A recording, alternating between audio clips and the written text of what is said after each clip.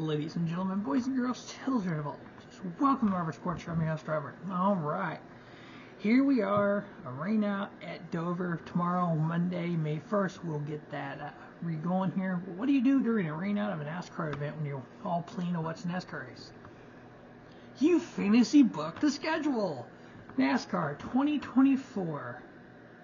Aggressive schedule with a little international flair. Alright, so there's been a lot of talk of an aggressive schedule for NASCAR in 2024. Different tracks, different venues, different types, the whole 9 yards. They've talked about redoing the schedule completely.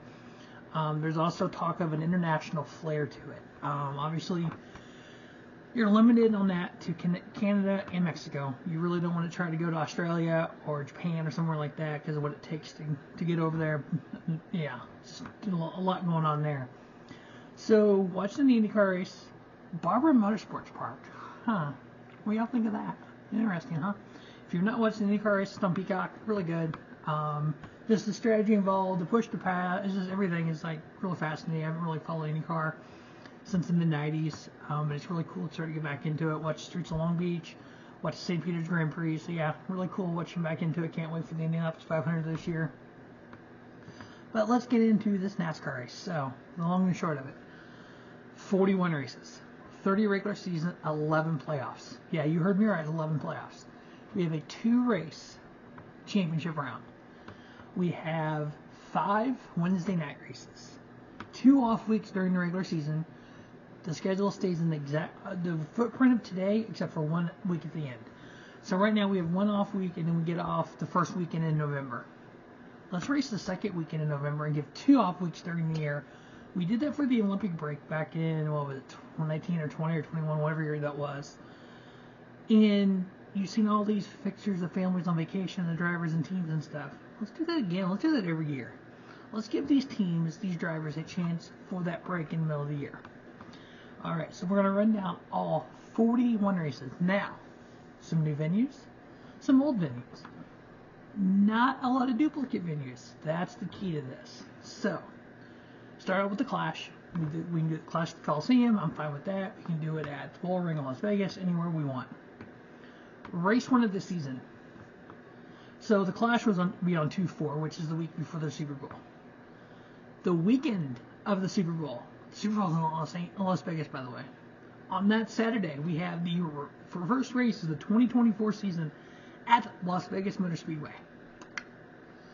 So we have Las Vegas on Saturday for the open of the Cup race, and Sunday is the Super Bowl. You could do a Friday night ARCA West, you could do Friday night trucks at the Bullring, or even at Vegas. Why not? Or even do a doubleheader on Saturday. Like trucks and Xfinity, or Xfinity and Cup, or ARCA West and Cup, or something like that. But the Saturday before the Super Bowl, first race of the season, so Daytona 500 would be race number 2. Now, if I was truly booking the season, I would have Daytona. I wanted Daytona as the 3rd race of the year. I wanted to go Vegas and then Phoenix and then go to Daytona. But if you go to the Daytona International Speedway website, you already see that the 2024 Daytona 500, February 18th. So I wanted to go ahead and keep up with what we already know. And then on the 25th, the 3rd race of the year, we go to Sebring. Yes. The Sebring Raceway, which is actually owned by NASCAR. Unbeknownst to me, I did not know that at all. Let's find it here. Gotta pull up. I got everything here bookmarked. So we'll go to Sebring. So Sebring International Raceway. Owner NASCAR via IMSA Holdings LLC. So, for those of you who are unfamiliar with Sebring, it is a 3.741 17-turn road course. Currently, IMSA races there, which is also owned by NASCAR, the Mobile One 12 Hours of Sebring, which is held March 18th. If you look at it on the track map, it is unique. It's got 2 long straightaways, so if you come out of 1, you go into 2, a little kink there, 3, 4, and 5, 6, a little straightaway, 7 is kind of almost a hairpin, and then you come kind of, right through that area, 8, 9, 10, 11 is kind of like Watkins Glen, The backstretch 13 through 15, you got a kind of a big old kink there, and then from, what is that? Turn 16, you got the almond straight, and then it comes around to a nice bit in Sunset Bend, come up to another kind of a long straightaway right to the start-finish line. So I think that would be really cool for the NASCAR Cup Series to go to. And then we go on in March 3rd, we go down to Homestead. March 10th, we go over to COTA, Circuit of the America. Now, if you go onto their website, you also see they don't have a date for it yet, but you see the couple will be returning to Circuit of America. Then, the first International Flair, Autodrome Monterey. Now, on Monterey, you have a couple different options there. And let me go ahead and pull that track up here real quick. So if you actually search the NASCAR Mexico Series, you'll see Autodrome Monterey. There's a road course, and then there's a oval track. The track is long straightaways. I guess it's part of it's a drag strip.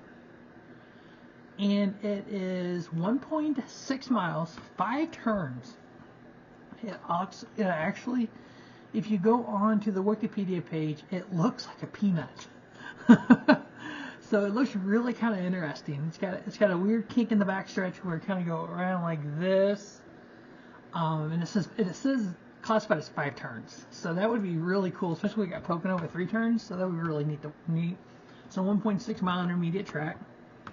And so that's our first international trip to Monterrey, Mexico.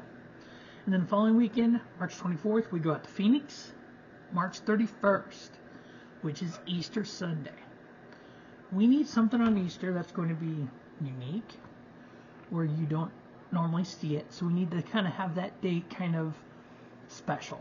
It needs to be a track that we don't either go to all the time, or we don't really go to like every couple of years or so. So if you want to see a race at X track, you either go this Easter Sunday, or you don't see it for a couple of years, and we have like two or three we rotate. In this case, Portland, the road course at Portland. So we take NASCAR Cup Series to the Northwest for the first time ever on Easter Sunday. Can we build that up? That would be a hell of a build, I think. And then we go to Sonoma in April 7th for Sonoma. You look at Sonoma right now, it's all green. By the time we get there in June, it's burned up already. How about Sonoma in April? Wouldn't that be cool? Then we go to an idea that I've had a long time, that I have called into TMD and talked to Mike and Pete, and they said no. I have talked to Dave about this idea. He was kind of in for it.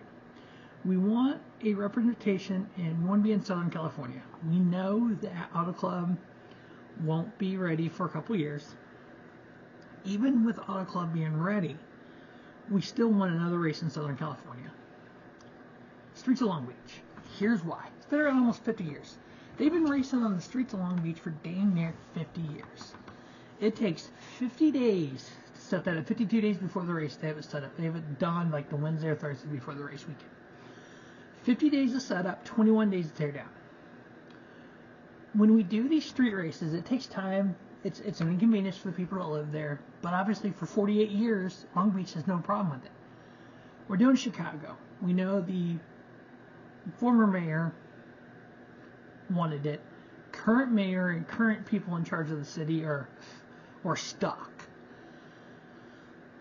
They would rather just cancel it and then have it, because they're complaining about how long the streets will be closed downtown, how long all this is going to happen. You don't hear that complaints in Long Beach because it's been going on for 48 years. So let's have Chicago be a one and done. Let's not even worry about trying to go to these other cities. Yeah, it'd be great to get into these big markets. I understand that. Bring the race to the people.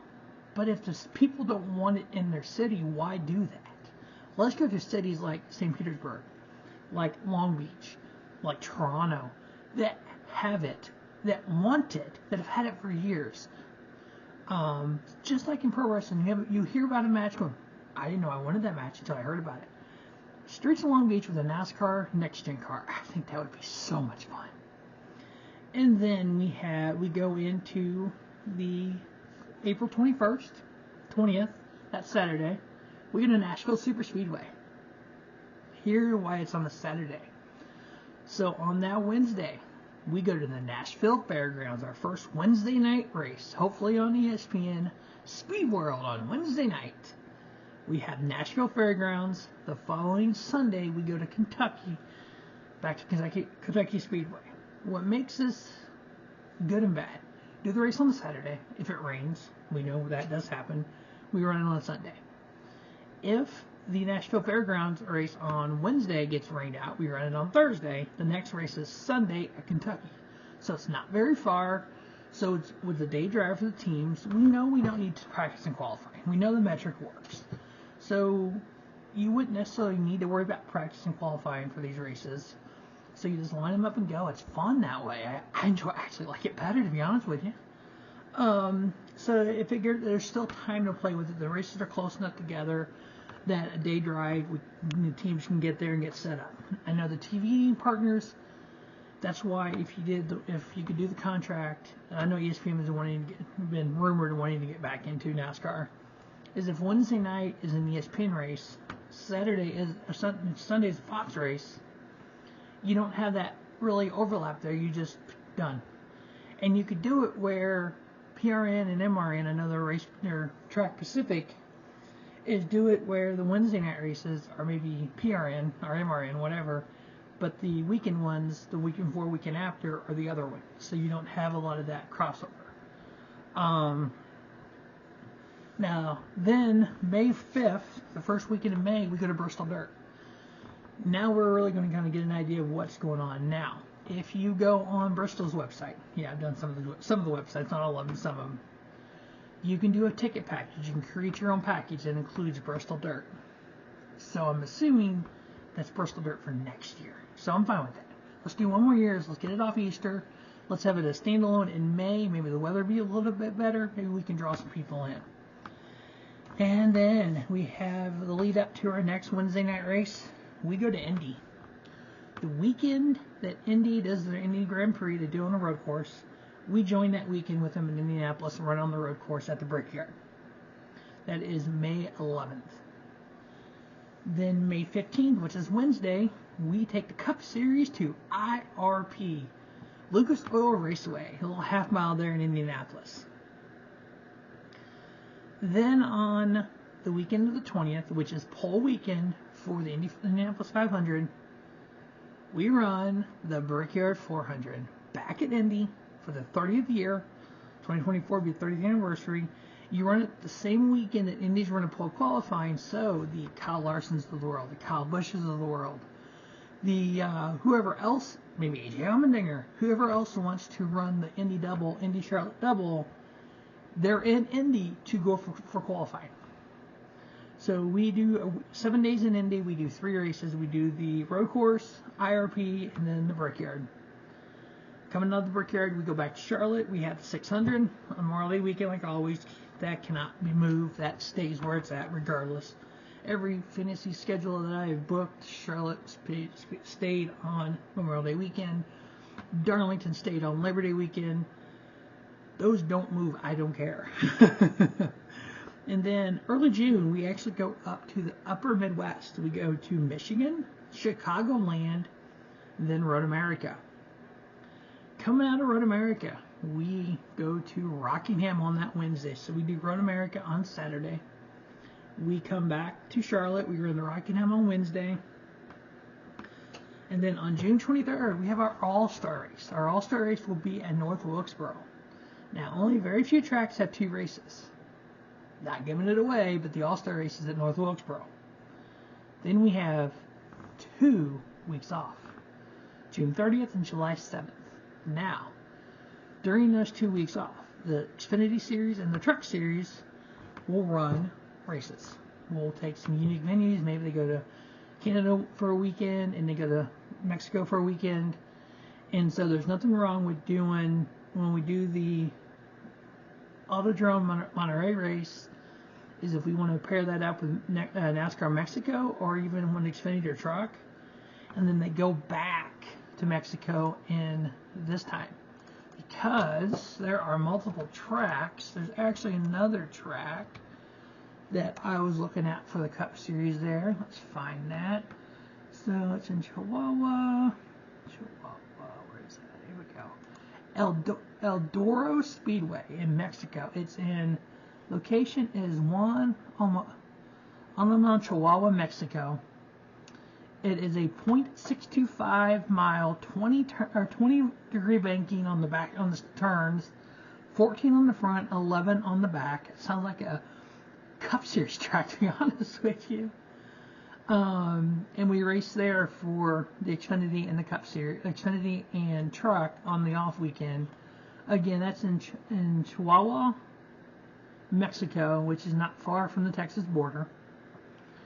And you run the Xfinity and Truck. And then when the other weekend that the Cup Series is off, you go to Canada and either run the Jacques Villeneuve course or you run Canadian Tire. So you have 2 weekends now, 3 weekends that you do international. So you do the Cup and then you do Xfinity and Truck on a different weekend. Now, right now you have limited of 5 races for each Cup driver in Xfinity and Truck. They can't run the Triple Truck Challenge. They can't run the Dash for Cash. You add these 2 races as 2 additional. So right now they're allowed 5. If we went to this format, had the 2 bye weeks for Cup, Truck and Xfinity, 1 week to Canada, 1 week to Mexico. If they ran those 2 races, or one or if not both, that wouldn't count toward their 5. So if we did that, they could run 7 those years. We had those. That way, you have some of the star power there if they want, but they don't. They can still run their 5 if they want. And then we do come off the 2-week break. We go to Atlanta Motor Speedway. Then we drop off at Richmond on Wednesday on our way up to the Northeast and do Dover on that Sunday. So a Richmond Wednesday night race. So far, we have all the Wednesday night races. We have Nashville Fairgrounds, IRP, Rockingham, and Richmond. We go to Dover that following Sunday. Out of Dover, we go to Pocono, and then the International Flair continues. We take the NASCAR Cup Series to the Canadian Tire Motorsports Park. And so we come out of that, we go to Watkins Glen, then we finish the Northeast Tour in New Hampshire on August 18th. Now, the last race of the regular season, race number 30. Ticket to Kansas Motor Speedway. Kansas has 1 race. It is the regular season finale. Here's why. Right now, we have a Kansas race in the playoffs. And not a lot of people show up for it. We have a spring Kansas race. Not a lot of people show up for it. They don't go to the playoff race because it's during football season, and the Chiefs run that city right now. So if you do it as a cutoff race, you do it before the Chiefs play. The only time you can see a race in Kansas Motor Speedway is this race. It's unique. It's a special event because it is a cutoff race. You could see things that people make the playoffs, people maybe miss the playoffs because of this race. Scott McLaughlin's getting ready to win the Children's of Alabama Indy Grand Prix. Got it on the screen behind. That's cool. That's Roger Pinty's team. That's pretty cool. So yeah, you make that special. Okay, now we go to the playoffs. 11 race playoffs. Started Darlington Labor Day weekend. Now, the All-Star race can be the throwback. We can do a throwback at... Got another race coming up for that one too. So the first round of the playoffs, we go to Darlington. We go to Bristol. Cup Series debut in Iowa.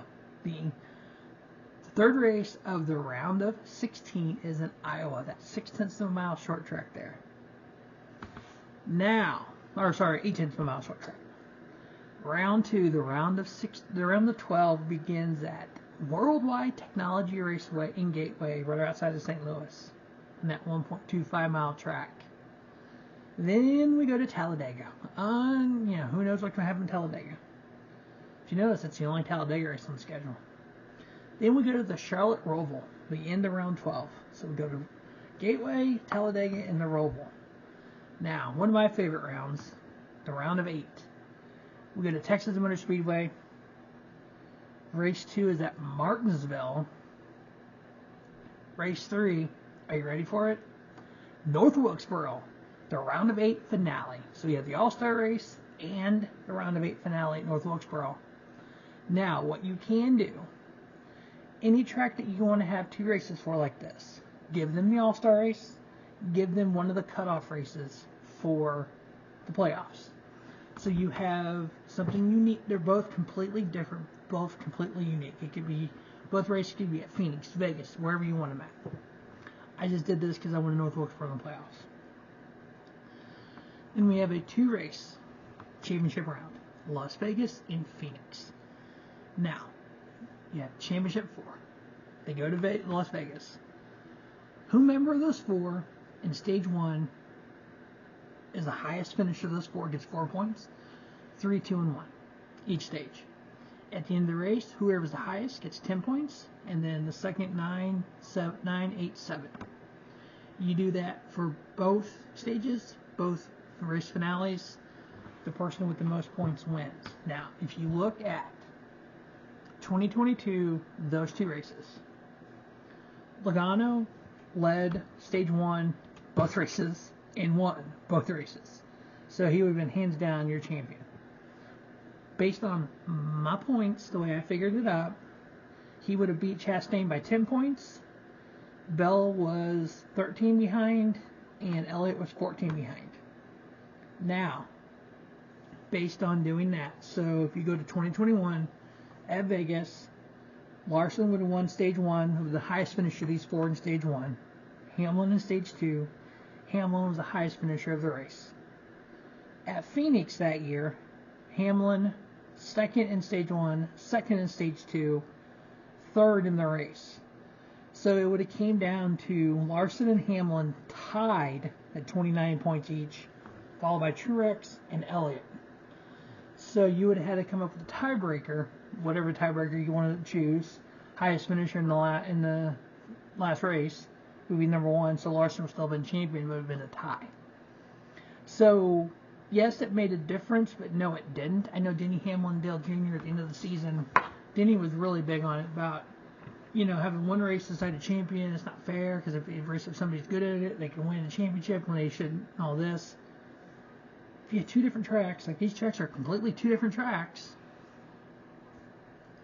it wouldn't have changed the outcome, but it would have made it interesting. Now, the breakdown of these 41 races. 18 intermediate tracks, so that's anything that's a mile or longer. So like Dover, which would be considered in that 18. 10 road street courses. I know that's a lot for some people. 8 short tracks, 5 tracks, 2 miles or more, which is Michigan, Daytona, Talladega, Pocono. It's a diversity of tracks. We have 2 international races. It's a little different than NASCAR's done before, but hey, it's an aggressive schedule with a little international flair. As always, thanks for watching the Robert Sports Show. Don't just have a great day. Have a spiffy day. Robert Sports Show, your YouTube leader, sports channel content.